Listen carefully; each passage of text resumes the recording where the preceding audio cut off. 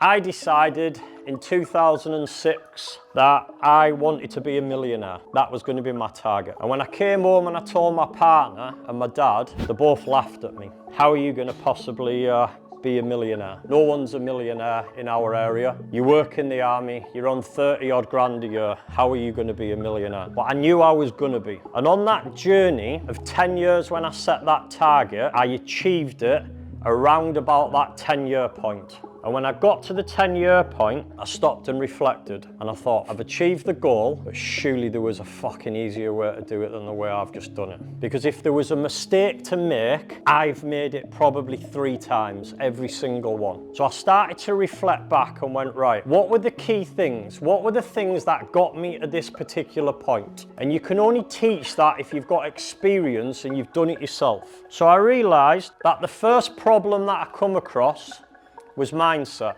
Maybe you can resonate with this. There's been a time in your life where you know your job inside and out. You know your business inside and out. Comes second nature to you. You don't even have to think about it. A little bit like driving your car after years. Then something happens in your life.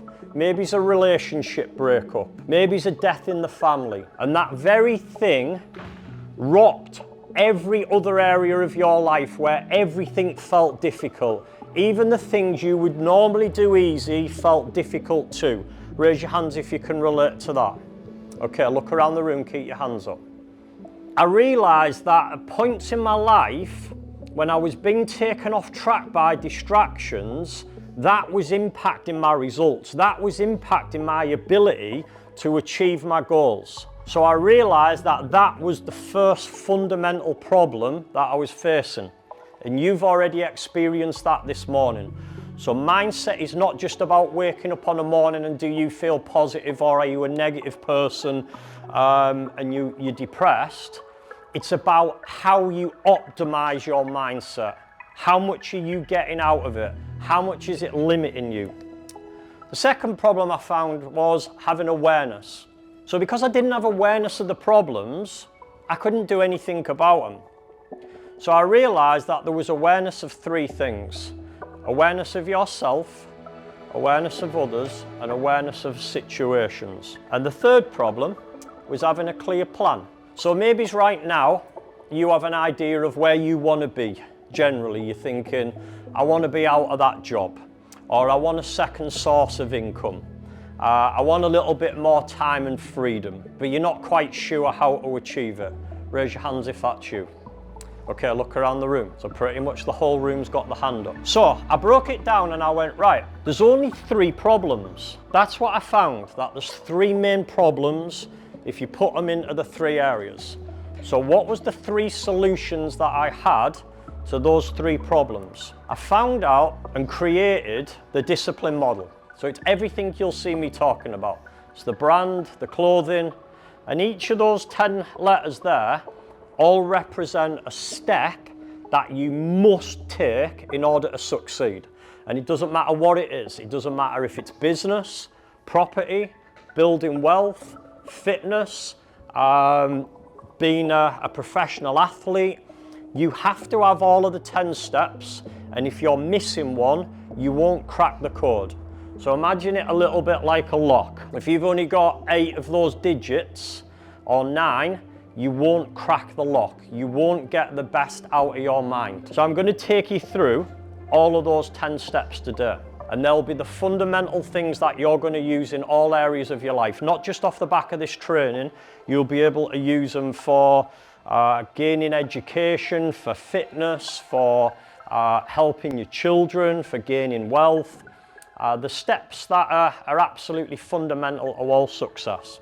The second model I created is the Crystal Clear Insight Creator. And this is a little bit like having a glass ball. It's a little bit like being able to see the future, the vision. So the way I like to look at this is your foundations. What would happen if you built a big 20-story building and you built it on soft foundations? It would collapse. At some point, it will collapse. So if you go build wealth or you go build something to a certain level, it might be all right up to that level. It might be all right up to 1 story, 2 story, or 3.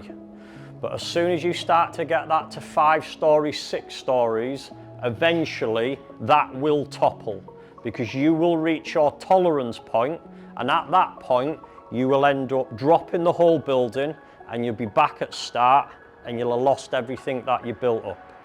So we have to have solid foundations. This bit here is a little bit like your architect. It's like the person who's done the drawings, the painting the picture of what is this going to look like. And the third thing, once we've got our good foundations and we've got our drawings and we know what this looks like, we now can build the strategy, the plan. So 3 solutions to 3 problems. And that's what I'm going to be taking you through over the next 3 days.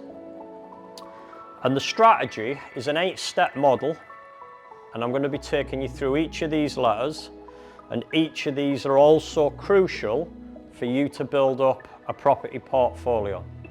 And I call the whole lot the Millionaire Property Map. Can anyone tell me why? It does what it fucking says on the tin. It's as simple as that.